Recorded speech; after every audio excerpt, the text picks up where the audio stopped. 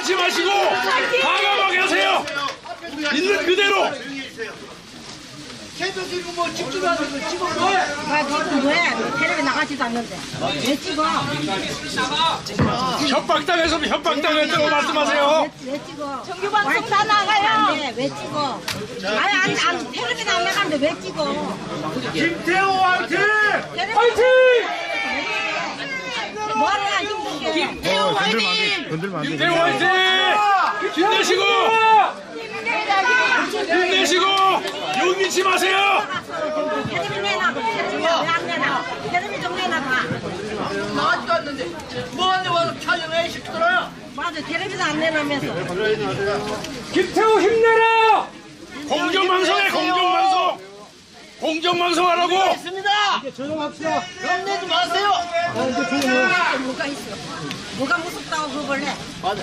자기 쳐서 접근 잡은 문재인 사태를 건들시면 안 돼요. 악어 손불에 넣어야지. 김태호 화이팅! 김태호 화이팅! 힘내세요! 네네. 지금 기자회견 시작하도록 하겠습니다. 당신은 애국자입니다. 사회자석이 아니고 진정 애국자는 김태우 때문입니다. 안 돼. 서울로 가면 되잖아. 안 돼. 예, 저는 김태우 수사관 변호인 중 한 명으로서 오늘 기자회견 사회를 맡은 장재훈 변호사입니다. 참네. 고맙습니다. 오늘 이렇게 기자회견을 하게 된 이유는 공익 제보자인 김태우 수사관이 비리 혐의자로 매도 나오고 있는 작성의 사항을 묵과할 수 없었고 언론에 보도된 내용 중 사실과 다른 부분은 공식적인 자리에서 이를 바로잡아야 할 필요가 있다고 생각되어 이렇게 자리를 마련하게 되었습니다. 맞아! 기자회견 순서는 먼저 김태우 수사관이 공식 기자회견문을 낭독하고 그 이후에 기자님들이 궁금해하는 사항에 대해 질의응답 시간을 갖도록 하겠습니다. 그리고 오늘 기자회견에서 김태우 수사관이 알고 있는 사항이라든가 내용들을 전부 알려드리기는 시간 관계상 어렵기 때문에 주요 내용 위주로 말씀드릴 것임을 알려드리고 나머지는 차후에 다시 시간을 내서 말씀드리도록 하겠습니다. 예, 김태우 수사관 변호인입니다. 기자회견을 진행할 텐데요. 김태우 수사관이 본인이 직접 기자회견문을 작성을 했고 오늘 발표를 할 것입니다. 장내에 계신 우리 기자분들 그리고 또 일부 시민들도 계시는데요. 가급적이면 김태우 수사관의 이 말에 귀를 기울여 주셔야 합니다. 그렇기 때문에 어떤 기자회견 도중에 연호를 하시거나 좀 소란해지는 일이 생기면 우리 기자회견에 그게 도움이 안 됩니다. 그래서 김태우 수사관을 성원하신다면 정숙하게 좀 경청을 해주시기를 부탁드립니다. 간단하게 취지를 말씀드리면 김태우 수사관은 공익신고자로서의 신분을 가지고 있음에도 불구하고 법적인 보호를 받지 못했다. 그리고 심지어는 최근에 대검의 징계 절차 중지 가처분 신청이 1시간 만에 신청 접수 1시간 30분 만에 기각 결정이 변호인에게 송달되는 사상 초유의 일이 있었습니다.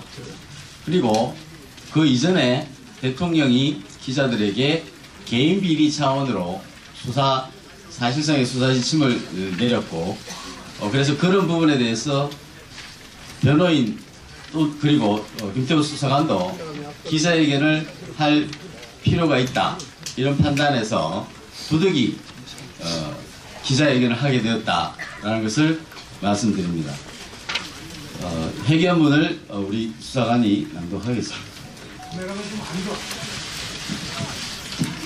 안녕하십니까? 저는 금일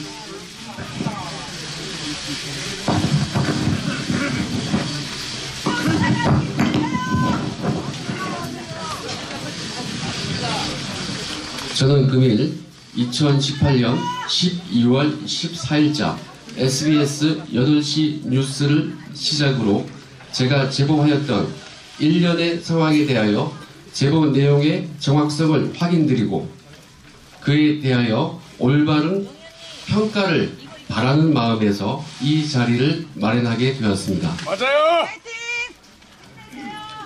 저는 청와대 특감반에서 3개 정부 연속으로 근무하면서 친여, 친야를 가리지 않고 비리가 포착되면 집중적으로 첩보를 생산하는 자세를 견지하여 왔습니다. 눈치를 보며 일을 할 것이면 검찰 수사관을 진작에 그만두었을 것이며 이 길을 걸어오지 않았을 것입니다.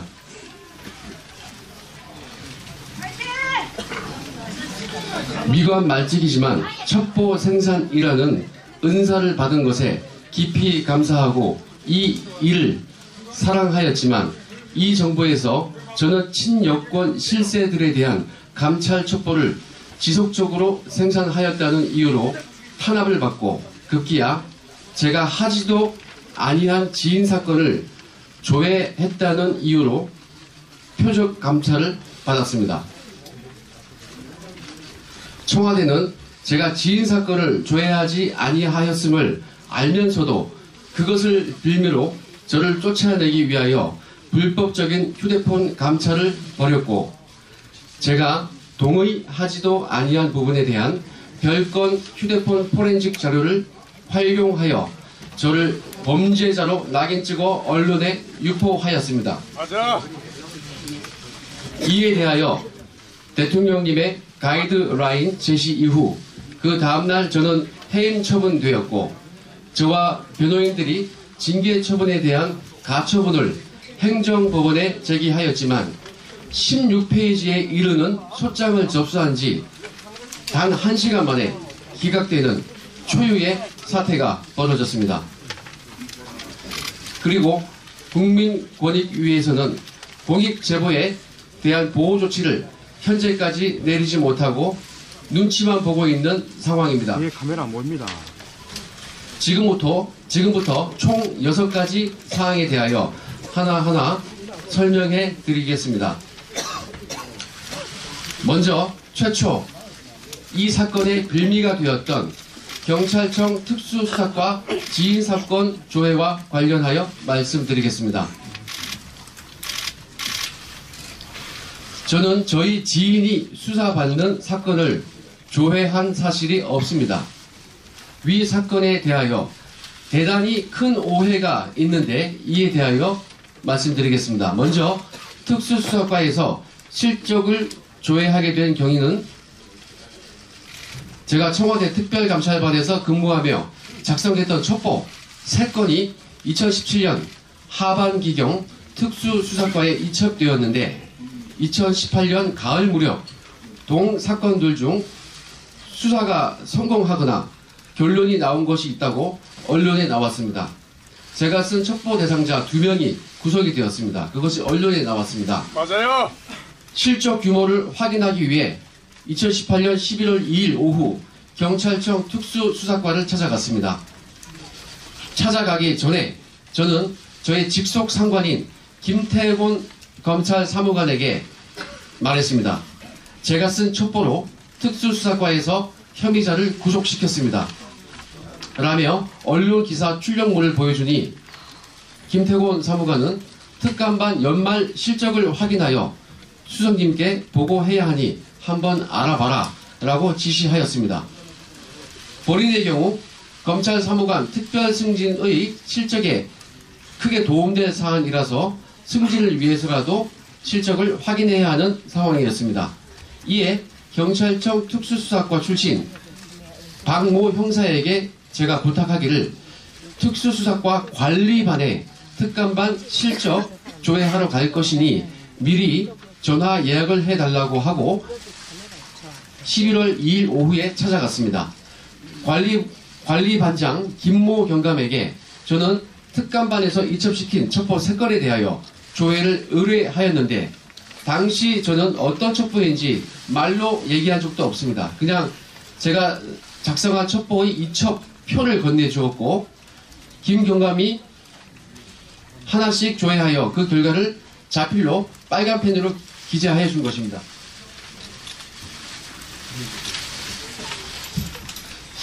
제가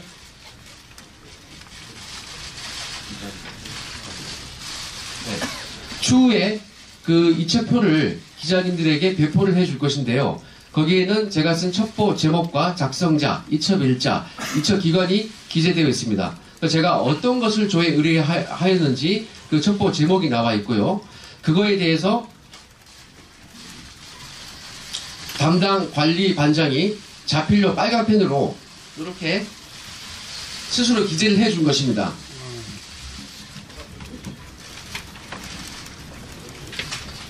요 표 밑에 이 표와 파란 글씨만 제가 가져갔던 것이고 이걸 보고 아예 건네줬습니다. 그리고 그 김경감이 이걸 보고 자발적으로 빨간 글씨와 같이 자필로 기재를 해준 것입니다. 당시 몇 분 걸리지도 않았고 첩보 제목을 제 입으로 말할 필요도 없었습니다. 제가 무엇을 조회했는지, 조회 의뢰했는지, 그리고 경찰관이 무엇을 조회를 해주었는지에 대하여 이런 물증이 저는 있습니다. 그 과정에서 저희 지인이 관련된 사건을 제가 묻거나 지인의 이름이나 지인의 회사는 일체 언급한 사실이 없습니다. 이 사신 파일에 기재된 첩보들 중에서 두 번째 국토부 관련 첩보가 문제가 된 것인데 위 첩보는 오히려 저희 지인이 저에게 제보를 해준 사건입니다. 그러므로 그 지인이 수사를 받는 사건이 전혀 아닙니다. 그런데 반대의 상황이 언론에 오보가 났습니다. 경찰청 방문 직후 경찰청의 누군가가 반부패 비서관에게 전화하여 제가 조회하지도 아니한 지인 사건을 조회 의뢰했다라면서 엉뚱한 항의를 했습니다. 나중에 감찰까지 받고 나서 제가 하루 이상해서 그 박 형사에게 물어봤습니다. 그랬더니 박 형사 왈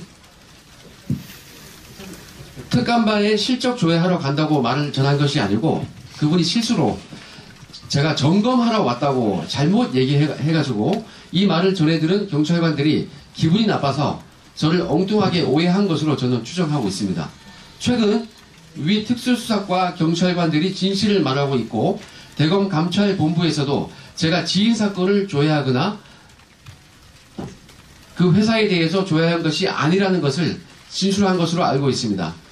이에 대하여 조선일보 기자들이 위 경찰관들을 직접 취재한 결과 제가 지인 사건을 조회하거나 그 사건에 개입한 사실이 없다는 것을 배포한 자료에 있는 기사와 같이 확인하였습니다. 그 기사의 내용 중 중요사항만 얘기하면은 경찰 측은 김 수사관이 해당 시점에 경찰청을 찾은 건 맞지만 최 씨에 대한 언급은 전혀 없었다.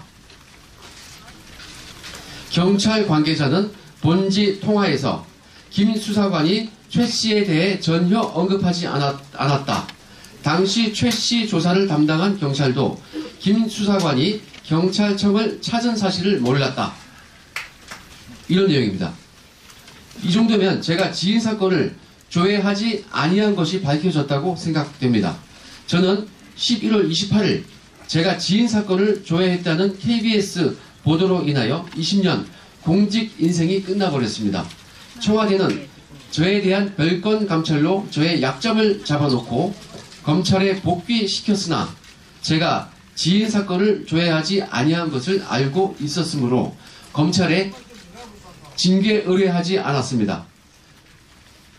저는 특별 승진 때문에 검찰에 복귀한 것으로 특감반장과 합의하였고 보안을 서로 지키기로 하였습니다. 그러나 그로부터 2주 후 11월 28일 KBS 오보가 나오자 청와대는 갑자기 저를 꼬리 자르기 시작하며 범죄자라며 언론에 여러 가지 사항을 유포하였습니다.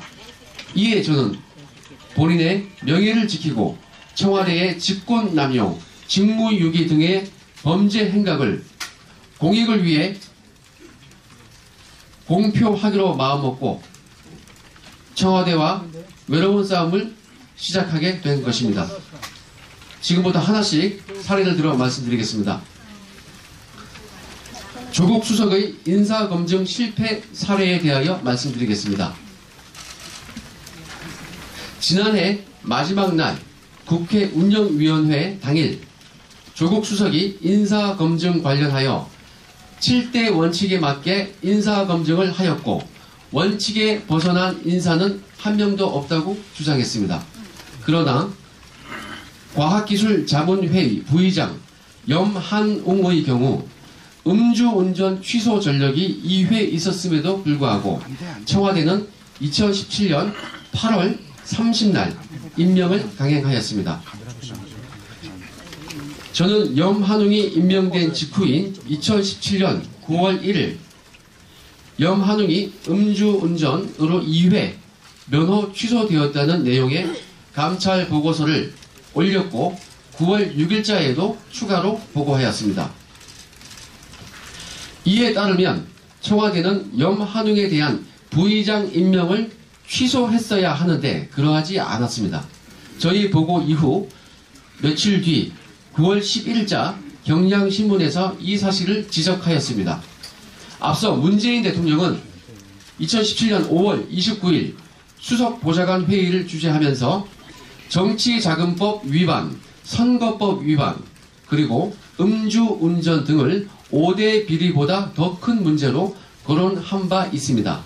5대 범죄는 병역 면탈, 부동산 투기, 위장 전입, 세금 탈루, 논문 표절입니다. 염한웅의 음주운전 전력은 정지도 아닌 취소만 2회였습니다. 위 경향신문 기사를 보면 염한웅 부의장이 말하기를 청와대도 인사검증 과정에서 음주운전으로 본인이 2차례 면허 취소 처분을 받은 사실을 알고 있었다라고 하였습니다.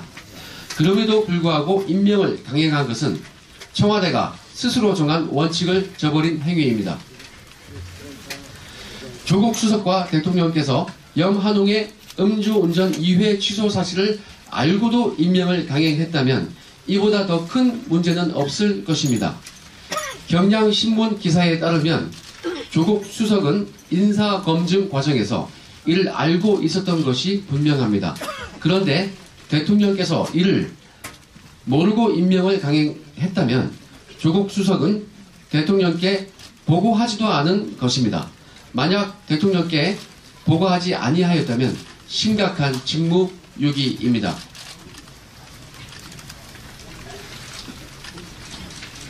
제가 최초로 공익제보했던 우윤근 대사 사건의 경우에도 이와 비슷했습니다.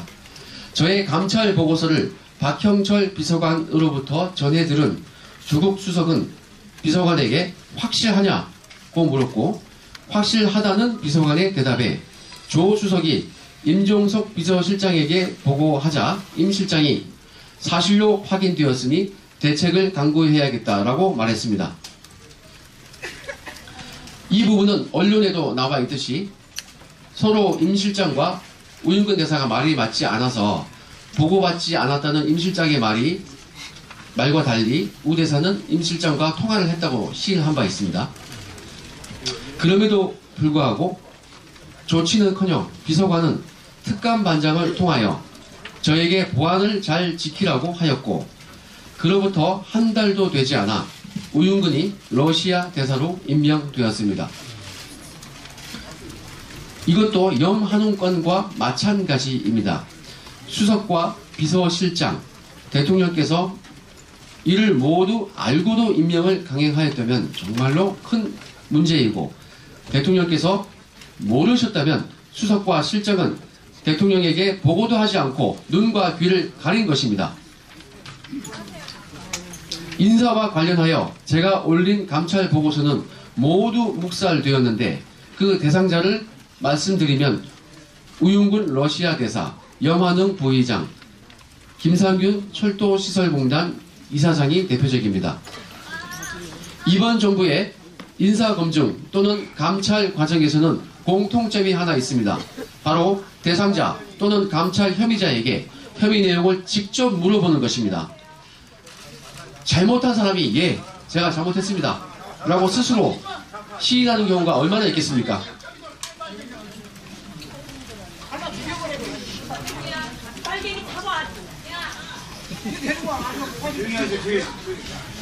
제대로 검증하거나 확인하려면 저와 같은 특감반 직원들 여러 명에게 혐의 내용을 추가로 조사하라고 시키거나 수사기관에 이첩하여 사실을 확인하는 것이 정당한 업무 방법인데, 청와대는 본인들의 우군이라고 생각되는 사람에게는 직접 변명만 듣고 그냥 임명해 버렸습니다. 이러한 행태는 박형철 비서관도 마찬가지입니다. 자신과 친한 모 검찰 간부에 대한 감찰 보고서를 보고받았으면 저나 다른 특감반원들에게 확인시키거나 검찰에 이첩시켜 확인하면 될 것입니다. 그러나 비서관은 저에게 특감반장을 통하여 자신이 직접 전화해서 확인했다며 문제없으니 신경 끄라고 말했습니다. 이번 손혜원 의원의 사건도 마찬가지입니다. 민주당에서는 손혜원 의원에 대해서는 문제없다고 말합니다. 공정하게 일을 처리할 마음이 있다면 손혜원 의원이 말만 듣고 그대로 믿어주기보다는 공정한 방법으로 정밀 조사를 하는 것이 맞습니다. 저와 같은 약자에게는 엄정한 잣대로 처벌하고 자신들의 잘못은 감싸주는 행태가 반복되고 있습니다. 우리에게는 사찰 DNA가 없다는 발언, 그런 발언은 자신들은 절대로 잘못이 없다는 교만함에서 비롯된다고 생각합니다.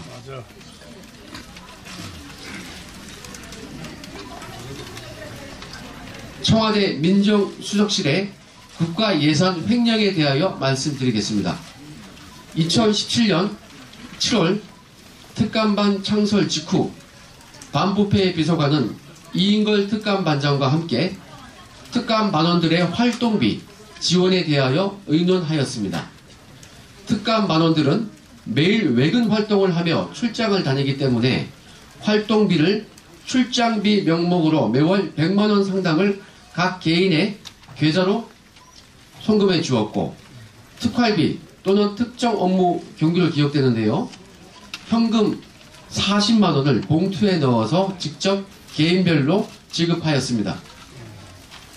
그런데 특감반 구성원 중 내근만 전담하는 직원은 외근을 하지 않습니다. 그럼에도 불구하고 내근 직원에게도 허위 출장 신청서를 작성하는 방법으로 출장비를 지급했습니다. 그로 인하여 특감반 데스크 김태곤 사무관은 내근 전담임에도 출장비를 개인 계좌로 지급받았습니다. 그런 직원이 특감반 내에 한 명 더 있을 수도 있습니다. 16개월 동안 그 한 명이 받은 출장비는 최소 1,500, 1,600 정도 될 것입니다. 만약에 2명이라면 3천만 원이 넘어갈 것입니다. 국민 세금을 허위로 수령한 것입니다. 반부패 비서관실과 민정수석실은 국가 예산을 허위로 집행한 것이어서 실정법을 위반한 것입니다. 출장비 신청서를 허위로 작성하였으니 공문서 위조 및 동행사에도 해당될 것입니다. 출장비는 반부패 비서관실이 총무비서관실에 신청하는 것이므로 박형철 비서관이 응당 책임을 져야 할 것입니다.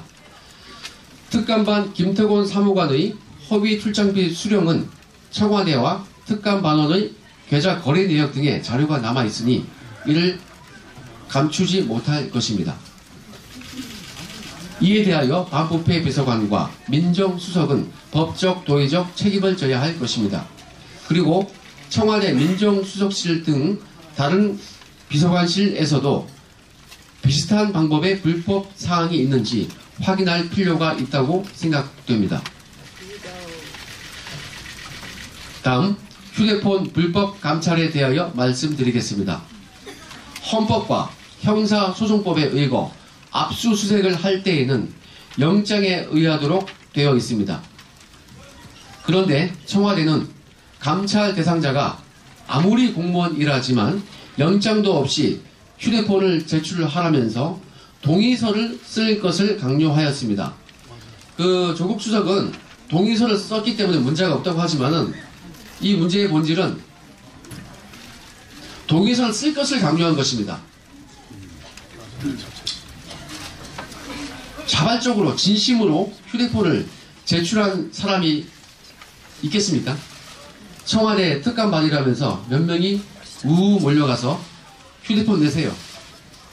동의서 쓰세요. 이렇게 하는데 이건 동의가 아니고 강요입니다. 강압입니다. 맞아요. 수사기관에서 피의자를 조사할 때에도 진술을 거부할 권리가 있고 진술 거부권을 행사하였다는 이유로 불이익을 받지 아니함을 고지합니다. 그러나 특감반이 공무원에게 동의서를 쓰게 하고 휴대폰을 수거할 당시에 동의서를 쓰지 않아도 된다는 내용을 고지한 사실이 한 번도 없습니다. 동의서를 쓰지 않아도 불이익을 받지 않는다. 고지한 적 없습니다. 그리고 휴대폰을 포렌식할 때 그 휴대폰 명의자가 참관할 수 있음을 고지한 사실이 한 번도 없습니다. 이것이 과연 임의성 있는 동의서에 의한 휴대폰 감찰인지 이해가 가지 않습니다. 이는 명백히 불법이며 공권력을 빙자한 폭력입니다. 수사기관이 강제 수사를 할 때에도 영장을 법관에게 청구하여 법관으로부터 수사와 관계없는 사생활 침해 등 본류에 어긋나는 부분은 일부 기각됩니다. 판사가 두 줄로 긋습니다. 그러나 특감반에서는 동의서 자체를 강압적으로 진구하고 서명 한 번 강제로 받았다는 이유로 본래의 감찰 목적에 맞는 증거가 발견되지 아니하면 여자 문제 등 별건 사생활까지 먼지 털듯이 털어서 그 별건으로 조사하여 괴롭혔습니다. 저에게 직접 조사를 시켰습니다. 외교부 국장 제가 성관계 한 거 조사해서 자백 받았습니다.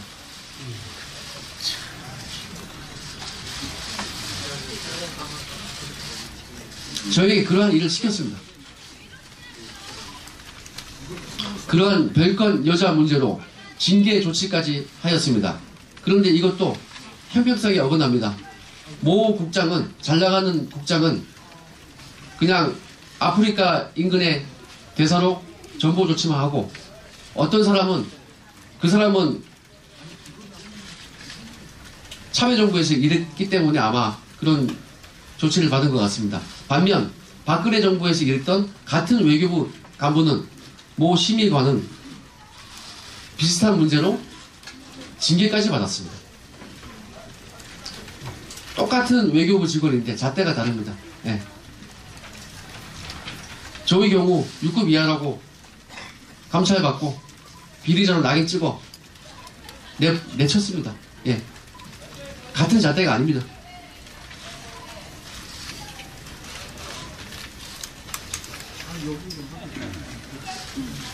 저도 청와대에서 쫓겨날 당시 똑같은 방법으로 당했습니다. 원치 않는 동의서를 임의성 없이 썼고 동의에 대하여 거부권을 고지받지 못했습니다. 포렌식 할 당시 저 같은 사람도 참관권을 고지받지 못했습니다. 별건 감찰을 받았습니다. 제가 징계받았던 골프 향공 수수 등의 자료는 모두 위와 같이 별건 휴대폰 감찰, 불법 감찰에서 나온 포렌식 자료였습니다. 이는 제가 포렌식을 동의하지 아니한 부분에 대한 불법 자료입니다. 저는 최초 경찰청 조회권 때문에 감찰을 받은 것인데 제가 지인 사건을 조회했다는 물증이 나오지 아니하자 제 휴대폰 기록에 남아있던 별건 골프 등을 문제 삼아 별건에 불법 감찰을 하였던 것입니다. 그럼에도 현재까지 청와대는 위와 같은 휴대폰 포렌식 감찰을 계속 하겠다고 하니 아직도 사태의 심각성을 깨닫지 못하고 있는 것 같습니다. 형사법을 조금이라도 공부해본 사람들은 항상 실체적 진실 발견만큼 절차적 중요성과 인권 보장이 강조되어 있다는 것을 알고 있습니다. 조국 수석은 서울대 법대 교수셨고 서울대 교수로 돌아가실 분입니다. 관련 논문도 심도 있게 쓰신 분인데 오히려 인권 보장은 전혀 생각지 않고 휴대폰 감찰을 승인 지시한 분이므로 더욱 문제가 크다고 생각합니다. 백원우 민정비서관의 불법 감찰에 대하여 말씀드리겠습니다. 이러한 휴대폰 불법 감찰은 심지어 감찰 권한이 없는 민정비서관실에서도 발생하였습니다. 청와대 내부 업무 분장표에 의하면 민정비서관실은 민심 동향과 대통령의 친인척 및 특수관계인에 대한 관리만 가능할 뿐이며 공직자에 대한 감찰 권한은 없습니다. 이번 사건 이전에 청와대가 국회의원에게 제출한 민정수석실의 업무 분장표를 보면 민정비서관실이 공직감찰 권한이 없음을 확인할 수 있습니다.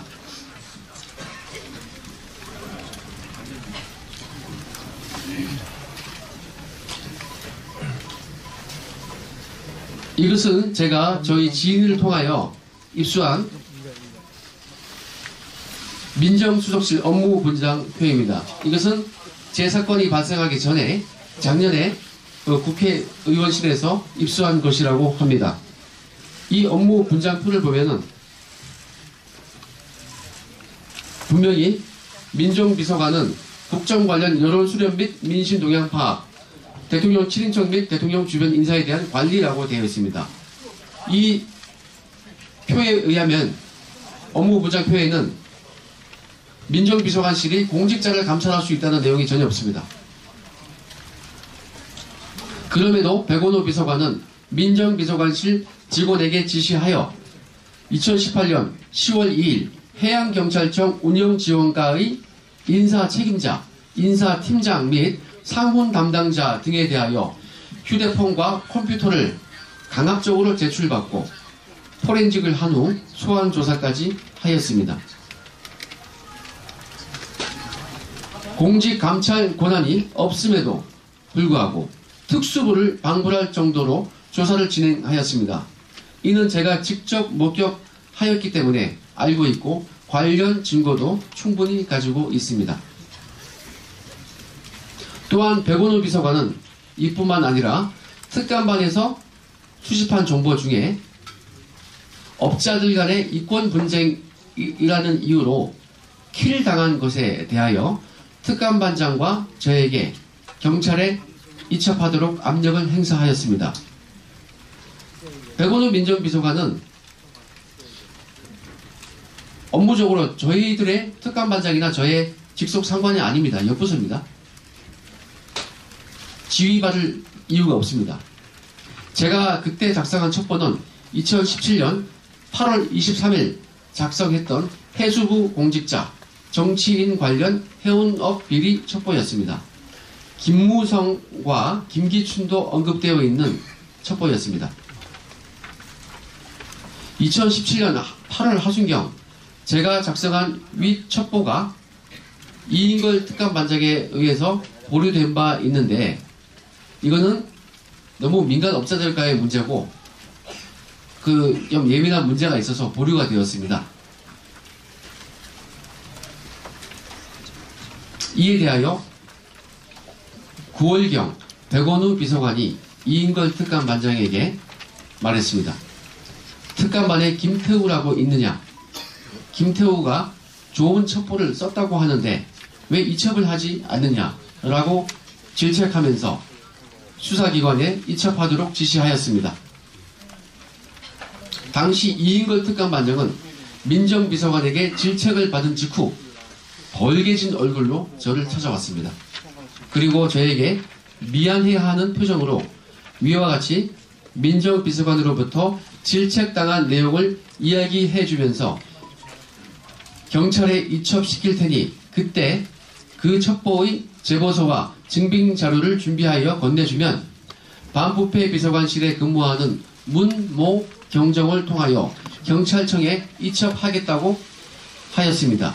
이에 제가 첩보 제보서와 그 첩보의 제보서와 증빙 자료를 목차별로 정리하여 이인걸 특감반장에게 건네주었고 이인걸 반장은 해당 자료를 문모 경정을 통해 경찰청으로 이첩시켰습니다.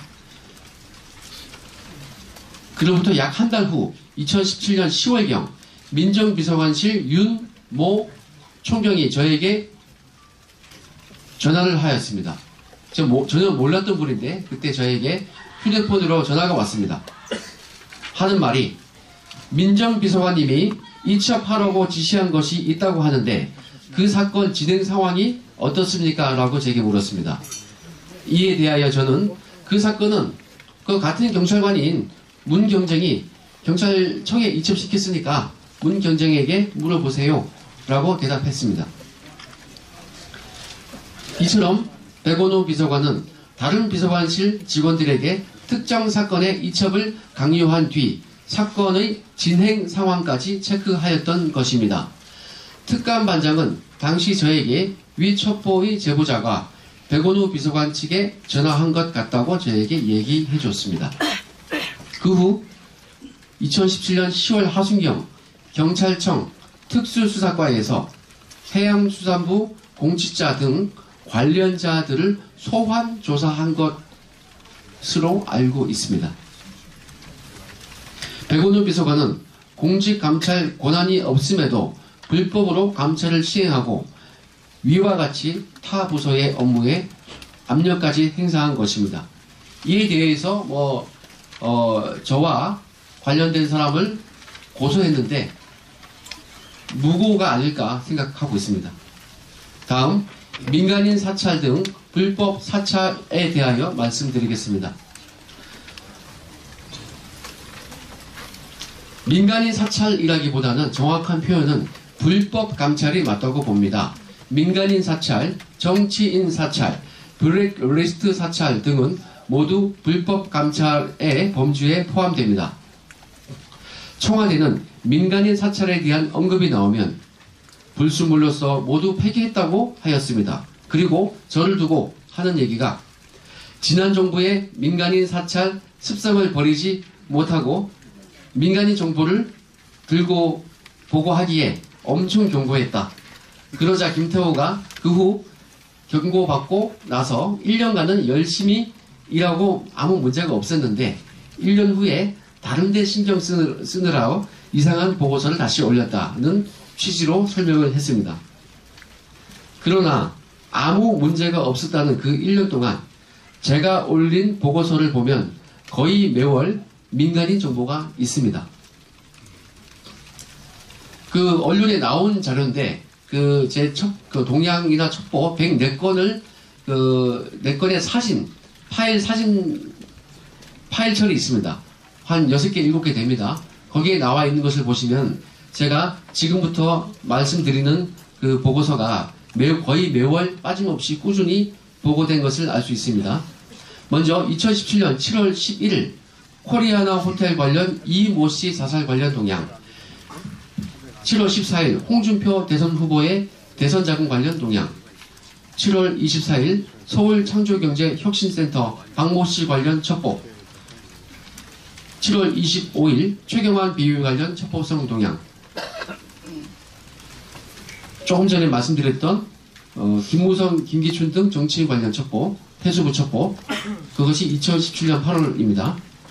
그리고 9월 20 전 한국은행 부총재 장모 씨 자녀 부당 채용 의혹, 10월 24일 전 금융위 부위원장 정모 씨 장남 취업비리 의혹, 11월 12일 전 국정원 대전지부장 김모 씨 아들 채용비리 의혹, 12월 21일 비트코인 관련 특이 동향. 이 내용은 참여정부 인사들에 대한 활동 상황이 있습니다. 우상호 의원 등등, 그리고 제가 이미 말씀드렸던 여러 참여정부 인사들이 있습니다. 해를 바꾸어서 2018년 1월 19일 고건 전 총리 장남 고모 씨 비트코인 관련 사업 활동 중, 2월 22일 박근혜 친분사업자 부정청탁으로 공공기관 예산 수령. 5월 18일 우리은행 오비 손모 은행장 맹비난. 6월 25일 대형 시멘트사의 불공정 거래 등 갑질 행위로 물의. 7월 24일 조선일보 BHA 홍석현 회장 외환관리법 위반 혐의 검토 여부 취재 중. 8월 6일 조선일보 민주당 유모 의원 재판 거래 혐의 취재 중. 8월 27일 진보교수 전모 교수 사감으로 사적 감정으로 VIP 비난.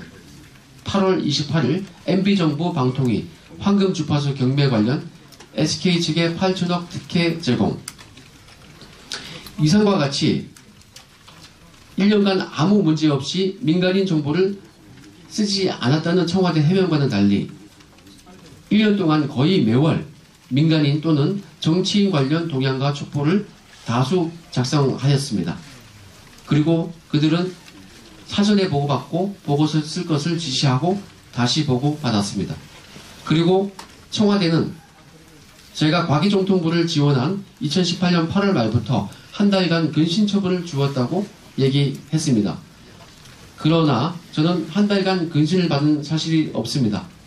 한 달간 근신을 받았다면 그 8월 말부터 9월 말까지 아무런 실적이 없어야 합니다. 그런데 저는 그 기간 동안 무려 13건의 감찰 보고서를 작성했습니다. 이것은 제가 말씀드렸던 그 동양 파일 철의 그 휴대폰으로 촬영한 파일에 있습니다. 감찰 보고서는 매주 한 건 보고하는 것이 저희 기본 임무임을 볼 때 저는 그 근신이라고 하는 기간 동안 무려 4배가 넘게 많은 일을 한 것입니다. 이러한 상황만 보더라도 청와대의 해명이 거짓임을 알 수 있습니다. 그들은 매달 지시 및 승인의 방법으로 저에게 보고서를 받아왔고 심지어 매월 격려금도 10만원씩 저에게 더 지급해 주었습니다. 그리고 매월 회식 때 박형철 비서관은 저에게 우병우에게 쫓겨난 것에 대하여 한을 풀라, 원 없이 일해라고 하면서 오히려 저의 활동을 독려하며 저의 보고서에 대해 만족해 하였습니다. 그리고 가는 곳마다 김태호 팀장이 우리 전력의 절반 이상이다, 이렇게 저를 칭찬하고 다녔던 시기입니다. 그럼에도 임종석 실장과 조국 수석은 국회 운영위원회에서 보고받은 사실이 없다며 거짓 진술한 것입니다. 그러나 청와대는 이미 민간인 정보를 수집하고 보고받은 것을 언론을 통하여 상당수 시인하였습니다. 청와대는 제가 2018년 6월경에 작성하여 보고했던 대형 시멘트사의 불공정 갑질 행위 관련 첩보에 대하여 공정거래위원회에 이첩했다고 설명했습니다. 정모 전 금융위 부위원장의 아들 채용 비리 의혹 보고서에 대하여도 금감원에 이첩했다고 말했습니다. 박모 서울창조경제혁신센터장의 비리 첩보도 대검찰청에 이첩했다고 말했습니다. 대통령 비서실 직제 제7조에는 특감반의 업무 방식이 명시되어 있는데 그 최고의 조치는 수사기관 이첩입니다. 즉 청와대는 저의 민간인 관련 보고를 받고 사정기관에 이첩하는 것인데 한마디로 이는 민간인을 조사하라고 하명을 하는 최고의 조치인 것입니다. 민간인 첩보가 그들의 말대로 불순물이라면 폐기해야지 왜 조사하라고 이첩을 시킵니까? 민정수석실의 수장은 조국 수석입니다. 타 기관으로 이첩하는 것은 반부패 비서관이 독단적으로 자의적으로 결정하지 못합니다. 수장인 민정수석에게 보고하여 승인을 받아야 이첩할 수 있습니다. 이상의 사실로 볼 때 조국 수석은 민간인 첩보를 모두 보고받고 이첩하도록 승인 결재해준 것입니다. 청와대는 민간인 보고서를 이첩했다고까지 시인했으니 민간인 사찰을 시인한 것입니다. 추가로 비트코인 관련 참여정부 인사들에 대한 정보 수집은 반부패 비서관이 자신이 직접 지시한 것임을 언론을 통하여 명확히 밝혔습니다. 민간인 사찰을 지시하였다는 것은 이인걸 특감반장이 주식회사 공항철도 첩보를 저에게 건네주면서 조사를 지시한 점에서도 명확히 확인됩니다. 이인걸 특감반장은 공항철도 첩보 확인을 지시하였다는 것을 언론을 통하여 시인하였고 당시 공기업으로 착각했다는 말도 안 되는 변명을 하였습니다. 특감반장이 저에게 건네준 공항철도 첩보 내용은 한 장짜리라서 매우 간단합니다. 첩보 내용에 민간인 사장이 공항철도 사장이 노래방 도우미 접대를 받은 것까지 나오는데 그런 것까지 저에게 확인하라고 지시했다는 것을 시인한 것과 다름없습니다. 특감반장이 업무를 지시하면서 자신이 읽어보지도 않은 보고서를 저에게 주면서 지시하지는 않았을 것입니다. 이상과 같이 청와대는 스스로 이첩 또는 지시했다고 시인한 민간인 사찰 보고서만 5건에서 6건이 됩니다. 그들이 보고받지 않았다고 주장하는 나머지 보고서에 대하여는 어떤 상황이 전개되었는지 미루어 짐작할 수 있을 것으로 생각됩니다. 청와대는 저에게 보고를 받지 않았고 이인걸 특감반장 선에서 불순물을 정리했다고 주장하고 있습니다. 대통령께서는 심지어 제가 혼자 한 일이라며 검찰 수사에 가이드라인을 주셨습니다. 그러나 이미 말씀드린 바와 같이 청와대 스스로 보고받고 이첩했다고 시인한 민간인 감찰 보고서가 여러 건 있습니다. 공공기관 블랙리스트 관련 불법 감찰 부분은 현재 동부지검에서 수사가 진행되고 있으니 그 부분은 금일 언급하지 않겠습니다. 민정수석은 특별한 일이 없는 한 매주 특감반이 작성한 5건의 동향 보고서를 반부패 비서관으로부터 보고받았습니다. 16개월간 최하 300건의 보고서를 받았을 것입니다. 저희가 매주 올리는 동향 보고서는 민정수석이 읽어보는 신문과 비슷하였던 일상적인 업무였기 때문입니다. 두꺼운 첩보도 이첩하는데 한 장짜리 동향은 매주 받는 것이기 때문에 분명히 읽어봤다고 저는 봅니다. 과연 특감 반장이나 반부패 비서관에게 보고할 목적으로 그렇게 많은 보고서를 작성했을까요? 이것은 수장인 민정수석에게 보고한 것입니다. 조국 수석이 코리아나 호텔 사장 배우자 자살 관련 동향 등 조선일보 관련 동향 3건 그리고 홍준표 후보와 관련된 대선자금 모금 시도 동향을 안 읽어봤겠습니까? 보안이 보장되는 은밀한 그런 보고서를 안 읽어봤겠습니까? 제가 보고했던 이상의 모든 것은 사전에 이인걸 특감반장의 허락과 지시하에 정식 보고서로 작성된 것입니다. 민간인 사찰, 정치인 사찰, 공공기관 블랙리스트 등 보고서의 존재 자체가 그들이 저에게 지시하고 보고받았다는 중요한 물증입니다. 그 외 2018년 8월 저는 이인걸 반장의 지시 및 승인을 받고 대북 사업 동향을 보고한 사실이 있습니다. 이는 송영길 의원과 관련된 부분입니다. 송영길 의원이 북방경제위원회 대북 경협 사업을 주도하는 대통령 직속 기구의 위원장이었는데 그때 대북 관련 사업자인 자신의 측근 송모 씨를 특별보좌관으로 앉히고 북한 모래 채굴 사업을 독점적으로 확보하여 송모 씨에게 일감을 몰아주려 한다는 내용이었습니다. 아주 예민한 내용이라 걱정하며 사전 보고를 했는데 특감반장이 흔쾌히 쓰라고 하여 보고한 내용입니다. 위 내용도 당연히 조국 수석에게 보고되었을 것입니다. 또한 수석의 윗선에게도 보고되었을 것으로 생각합니다. 그 다음 불법 감찰의 핵심 키, 저희 특감반 데스크였던 검찰사무관 김태곤과 관련하여 말씀드리겠습니다. 이상의 이 모든 보고서는 특감반의 편집자이며 데스크인 김태곤 검찰사무관이 저에게 이메일과 출력물 2가지로 받아서 보관하였습니다.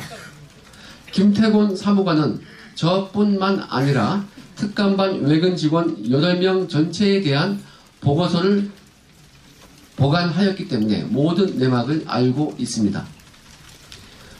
저는 2018년 5월 27일 경기도 광주시 소재 모 골프장에서 저의 지인과 김태곤 사무관과 함께 3명이서 골프를 친 사실이 있습니다. 김태곤 사무관은 감찰 조사 당시 저희 3명이 골프를 친 사실과 자신이 비용을 지불하지 아니하였음을 시인하였습니다. 그럼에도 불구하고 저의 직속 상관인 김태곤 사무관은 아무런 징계를 받지 아니하였습니다. 저와 함께 골프를 쳤던 다른 특감 반원들은 경징계라도 받았는데 나이도 저보다 10살 많고 책임있는 간부의 지위였던 김태곤 사무관에 대하여는 청와대가 징계 통보조차 하지 아니하였습니다. 이는 청와대가 김태곤 사무관이 폭발력 있는 위치인 것을 알고 있기 때문에 그의 폭로를 막기 위해서입니다. 이를 볼 때 저에 대한 감찰과 징계가 처음부터 불법 감찰이고 찍어내기 표적 감찰임을 알 수 있습니다. 그리고 얼마나 형평성이 없는지 알 수 있을 것입니다. 다음 박형철 비서관과 조국 수석 관련 특이사항을 말씀드리겠습니다. 청와대의 심히 불공평한 감찰 행태는 또 있습니다. 제가 보고한 검찰 간부 관련 감찰 보고서에 대하여 박형철 비서관은 그 간부가 자신의 동문이자 연수원 동기라는 이유로 직접 전화하여 감찰 내용을 누설한 바 있고, 이에 대하여 지난 연말 국회 운영위원회에서 조국 수석은 박형철 비서관에 대하여 감찰을 검토하겠다고 했으나 현재까지 박형철에 대하여 감찰을 듣지 못하였습니다. 고위공직자에 대한 비리 첩보가 묵살된 것을 공익을 위하여 알린 저에 대하여는 수사기관에 고발까지 했던 청와대가 조직의 내부 비서관이 사익을 위하여 공무상 비밀을 누설한 혐의에 대하여는 제대로 확인하지 않고 있습니다. 박형철 비서관은 특감반 출범 초기 조국 수석을 위하여 충성해야 한다는 말을 자주 하였습니다. 박형철 비서관은 반부패 비서관실 최초 회식 자리에서 이렇게 얘기했습니다. 우리 공식 건배사는 조국을 위하여, 이건 민정아 사랑해, 직원들에게 이런 내용을 공지했습니다. 이에 따라 상관들이 조국을 위하여 라고 선창하면 저희 쫄병들은 민정아 사랑해 하면서 폭탄주를 마셨습니다.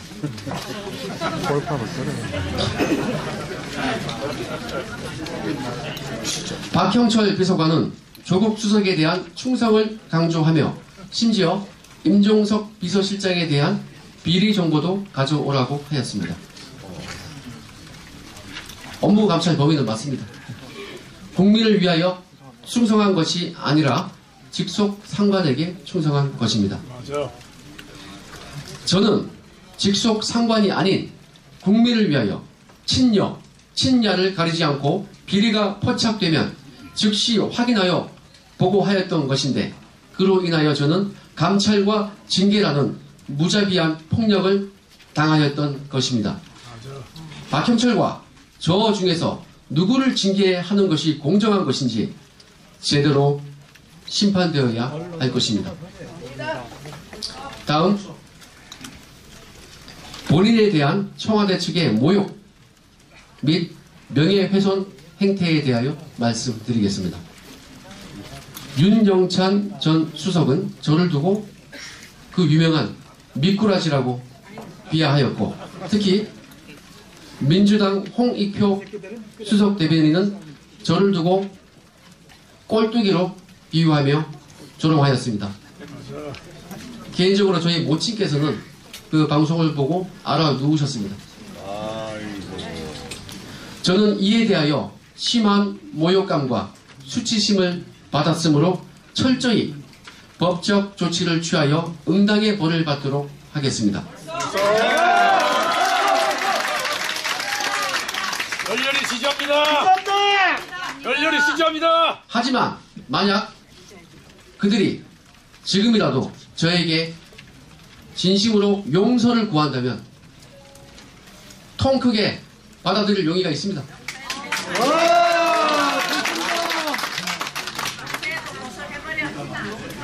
마지막으로 검찰 수사 부분에 대하여 말씀드리겠습니다.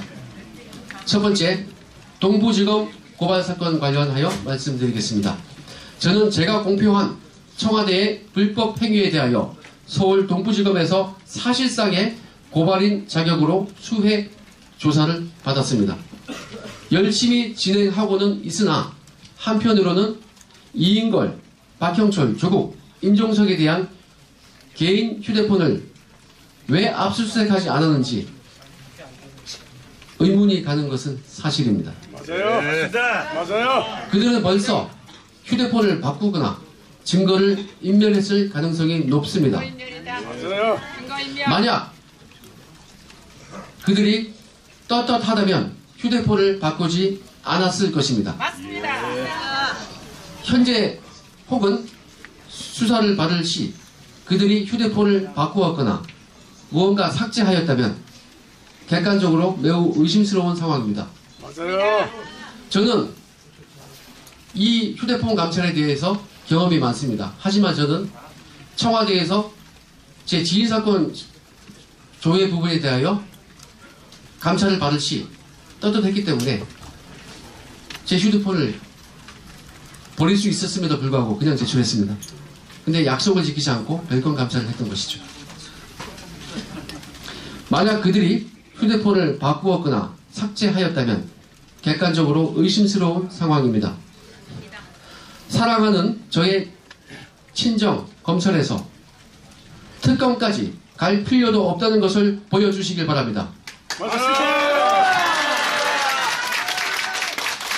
끝까지 최선을 다하여 엄정히 수사해 주시기를 촉구합니다. 맞습니다.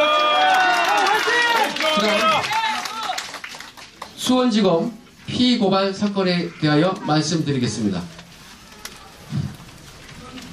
수원지검에서는 제가 청와대로부터 공무상 비밀 누설로 고발당한 사건을 수사 중에 있습니다. 비슷한 사안으로 2017년 7월 청와대 박수현 대변인이 공무상 비밀 누설로 캐비대 문건이었죠. 서울중앙지검에 고발되어 있는 사건이 있습니다. 청와대의 공무상 비밀 누설 혐의에 대하여는 고발된 지 1년 반이 지나도록 압수수색이나 기타 수사를 전혀 진행한 사실이 없습니다. 맞습니다. 그러나 저에 대하여는 고발 직후 중앙지검 형사3부 제 사무실을 압수수색하였습니다. 인권 탄압. 이는 현저히 형평성에 어긋난 것입니다. 맞습니다. 윤석열이 이거 개새끼가 그래. 저의 공무상 비밀 누설 사건도 1년 반 뒤에 압수수색했어야 공정한 것이라고 생각합니다. 맞습니다. 저는 해임당했지만 제가 오래 몸 담았고 열정을 다했던 저희 친정 검찰을 사랑합니다. 사랑하는 저희 친정에서 공정하게 수사해 줄 것을 기대합니다. 맞습니다.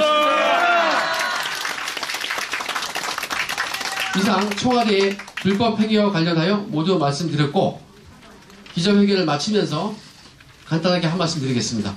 최근 저희 집 앞에 수상한 사람들이 소송되고 있습니다. 인권 탄압. 초인종을 누르고 그냥 간 경우도 있다고 합니다. 경찰은 뭐해? 저는 만 6세와 이제 갓 2돌이 지난 아이들이 있습니다. 아내와 아기들이 불안에 떨고 있습니다. 맞아요. 해임도 되었습니다. 많이 불안합니다. 맞습니다. 많은 분들께서 감시의 눈으로 지켜주셨으면 합니다. 힘내세요. 힘내세요. 용기 잃지 마시고 힘내세요. 저는 차후 어떠한 압력에도 굴복하지 않겠습니다. 맞습니다. 역시 김태우입니다. 역시 김태우입니다. 청와대의 불법 사찰, 포괄적인 휴대폰 별건 감찰, 직무유기, 공무상 비밀 누설 등 범법 행위에 대하여 좌시하지 않고 끝까지 밝혀내도록 최선을 다하겠습니다. 오늘 문재인 끌어내고 네가 해라. 대통령.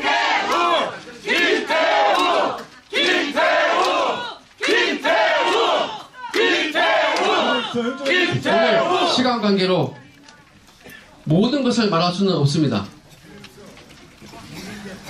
추가로 제가 폭로할 내용은 시기를 보아 다시 말씀을 드리겠습니다. 오늘 기자회견은 여기까지입니다. 감사합니다. 감사합니다. 김태우!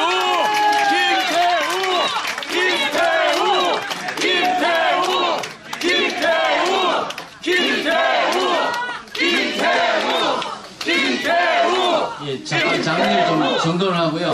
저기 기자 질문도 받아야 됩니다. 그래서 잠깐 정숙해 주시면 감사하겠습니다. 오늘 회견문 낭독하는 동안 정숙을 지켜주셔서 대단히 감사합니다.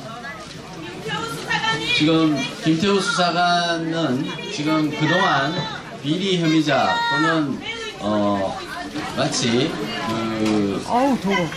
범죄자로 취급되는 등 여러 가지 불이익을 겪고 있습니다. 그래서 언론에 잘못 보도된 것들을 대해서는 정정 보도를 요청하겠습니다만은 너무 광범위해서 오늘 이 기자회견을 계기로 해서 기존에 있던 그 잘못된 보도 내용들은 언론사에서 자발적으로 좀 정정 보도를 해주셨으면은 대단히 감사하겠습니다. 오늘 기자회견은 그동안에 언론에 잘못 인식되어 있고 보도되어 있던 부분에 대한 김태우 수사관 개인의 반론 보도 내지는 또 정정 보도 청구권에 근거한 것이라는 것을 말씀드립니다.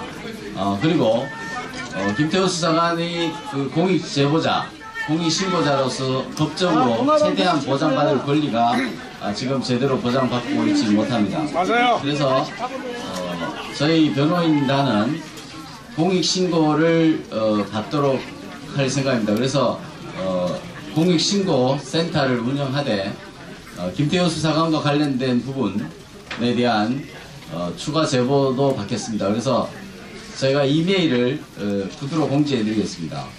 영어로 public returner입니다. gmail.com입니다. 그래서 public returner입니다. 리터너. 예, 제보를 부탁드리겠습니다. 그리고 기자들의 질문을 몇 분만 압축적으로 하고 질문은 1분 내로 필요 없어요. 기자 질문 다 하실 게 없는 거. 간단하게 그래도 한두 분 정도 하셔야 되는데 질문을 장례를 정돈해 주십시오. 장례금 정돈하겠습니다. 장례를 정돈해 주십시오. 잠깐만요.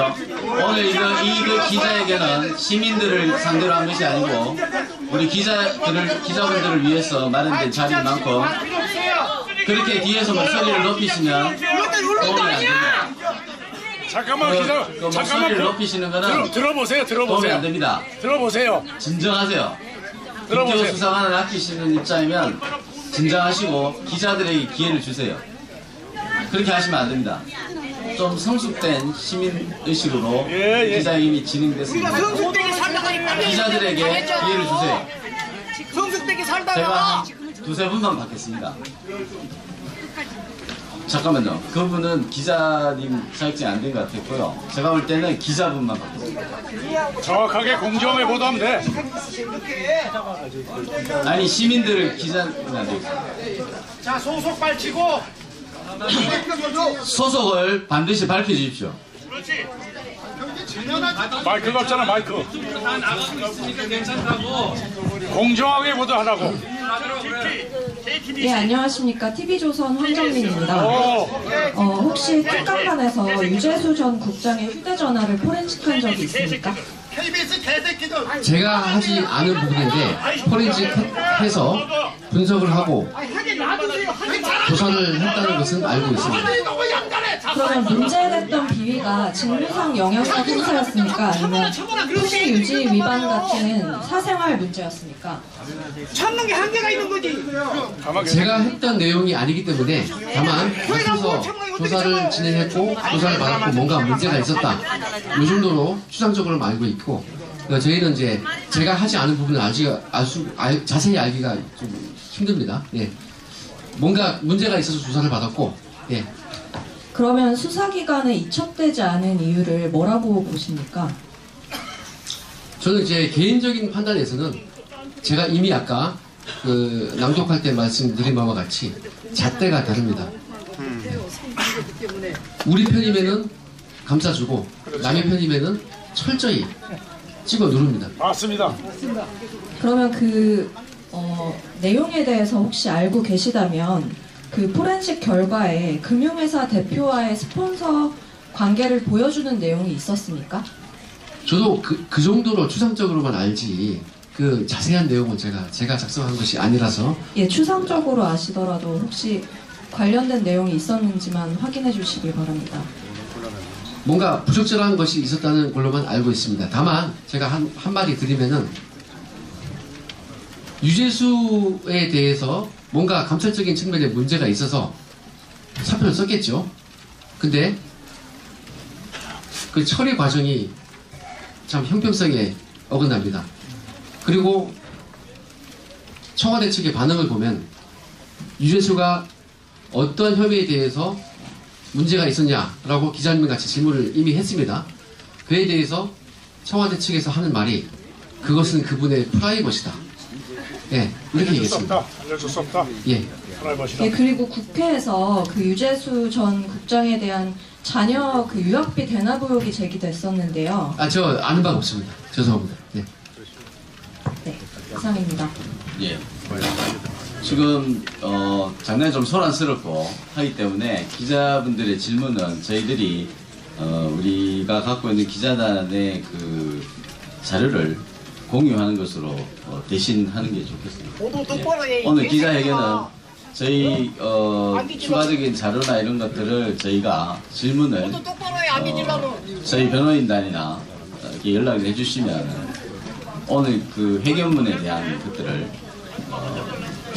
공유를 하도록 하겠습니다. 회견문을 보내드릴 테니까 거기에 대한 질의사항이 있으면은 변호인 쪽이나 문의해 주시면은 성실하게 답변하는 것으로 기자들의 질문은 가름하도록 하겠습니다. 오늘 기자회견을 이것으로 모두 마치는 것이 김태우!